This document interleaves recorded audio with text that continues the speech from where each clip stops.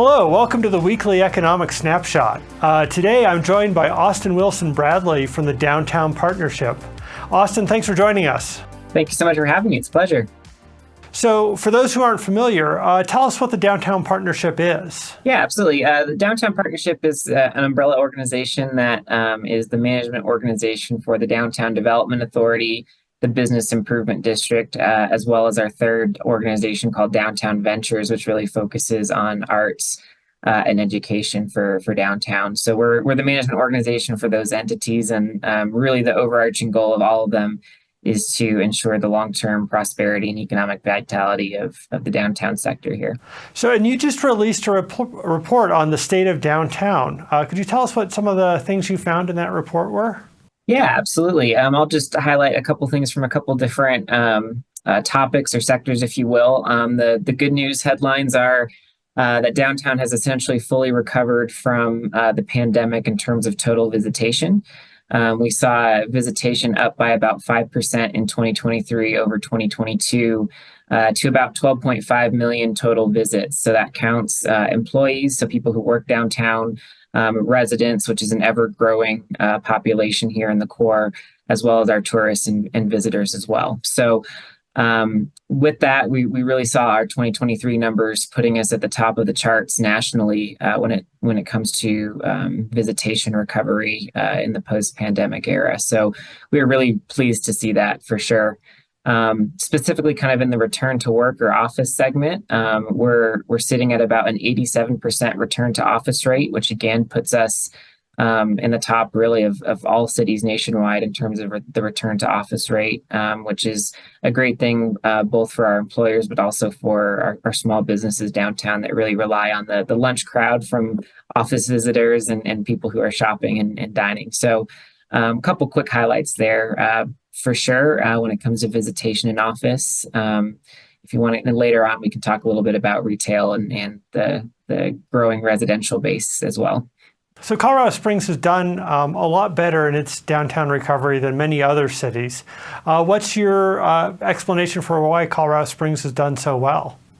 Yeah, it's a good question, and I don't think there's necessarily one particular answer or silver bullet, if you will, but we are seeing that smaller cities, in particular cities that have had less of a challenge with safety and security, have performed a little bit better. And then based on the employers that are in the downtown sectors, larger cities that have a high concentration of tech companies that lend themselves more to being in their remote environment, certainly are underperforming in that visitation rate, whereas cities that have a higher concentration of engineers, finance and accounting, legal services, and then, of course, here in Colorado Springs, we also have a decent number downtown of military personnel and Space Force folks that rely on some of those secure connections and facilities. So because I think the concentration of employers we have, as well as just the clean and safeness of our downtown and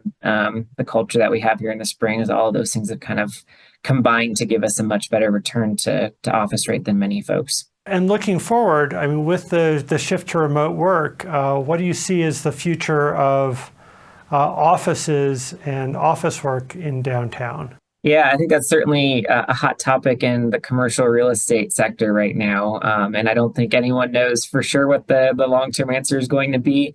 But I would say what we're seeing is that the majority of our companies are wanting folks in the office in some fashion. Many are kind of arriving at this hybrid environment where perhaps 3 or 4 days a week they're required to be in the office, but they have the flexibility of having 1 or 2 work from home or work remotely days.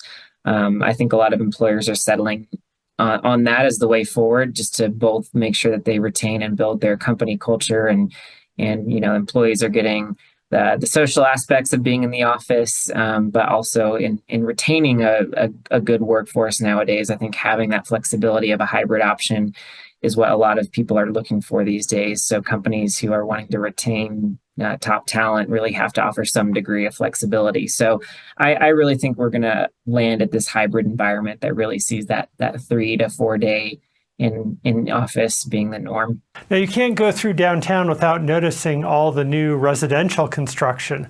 What's driving the influx of apartments downtown? Yeah, great question. So in 2023, we added about 431, well, not about exactly 431 new units to the downtown residential scene. And over the next 12 to 18 months, we're going to increase that to over 2,000 units coming online here in the next roughly year to year and a half. So it's something that's going to really start to change the look and feel of downtown. And we're very excited about that because downtown was underserved for a long time in the multifamily residential sector. So we're really just kind of playing catch up at this point.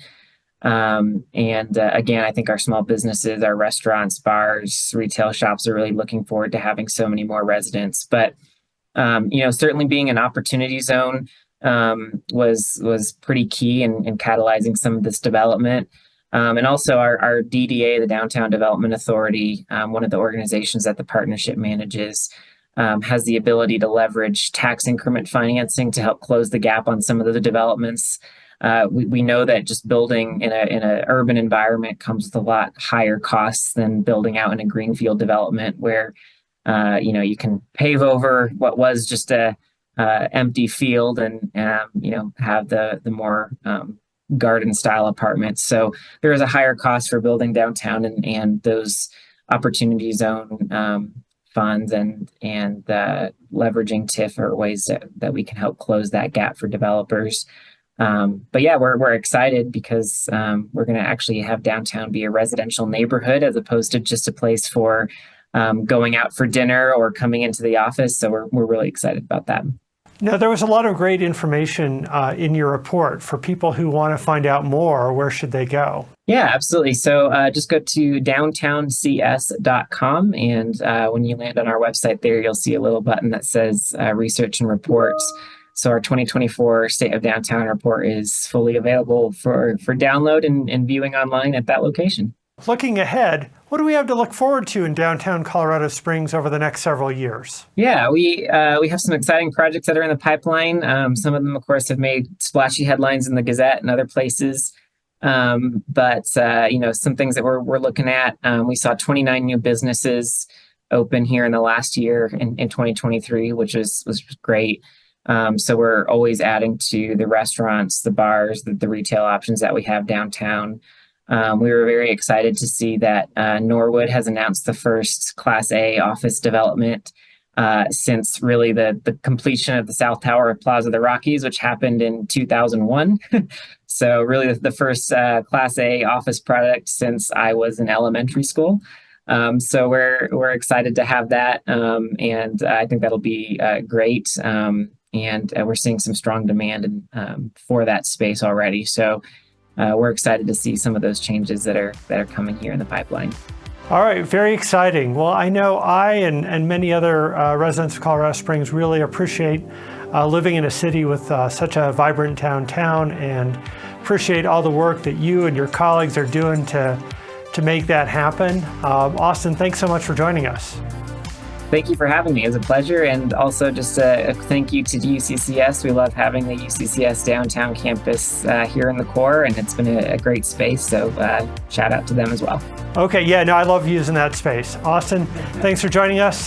Thanks to everybody for watching. We'll see y'all next week.